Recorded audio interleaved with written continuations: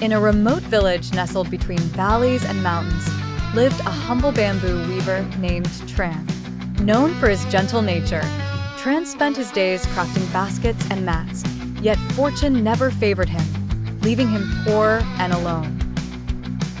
One misty morning, while searching for bamboo, Tran's eyes caught a glimmering piece of silk lodged between branches.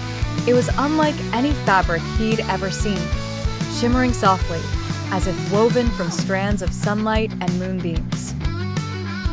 Curiosity piqued, Tran carefully retrieved the cloth, marveling at its ethereal beauty. Upon returning to his hut, Tran draped the fabric on a wooden rack to admire it. As twilight fell, he was startled by a gentle knock at his door. There stood a maiden with skin as fair as porcelain, eyes that sparkled like the night sky, and long locks that cascaded down like a waterfall. "I am Niren," she spoke with a voice as soothing as the evening breeze. "The cloth you possess is indeed mine, lost from the celestial realm. It is part of my robe." Understanding her predicament and moved by her serene grace, Tran did not hesitate to return the fabric to its rightful owner. Grateful for his kindness, Niren remained with Tran for a while, and with her celestial abilities, she began to weave enchanting fabrics for him, each possessing a touch of otherworldly magic. The unparalleled beauty and craftsmanship of Tran's work soon captured the attention of villagers and nobles alike, vastly improving his fortune. However, not all welcomed his newfound wealth. Jealous mountain spirits, envious of his success and the celestial maiden's presence, demanded her return to the heavens.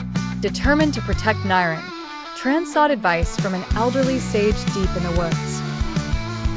The sage revealed that the spirit's jealousy thrived off the maiden's light, and that it could only be calmed by an offering. With a heavy heart, Tran and Niren ventured to the peak of the highest mountain. There, they presented the spirits with a handcrafted bamboo tapestry woven with threads from Niren's celestial robe. Impressed by the tribute, the spirits relented. Niren, though sad to leave, promised Tran that whenever the clouds would gather above his home, she would be watching over him. With this, she ascended to the heavens.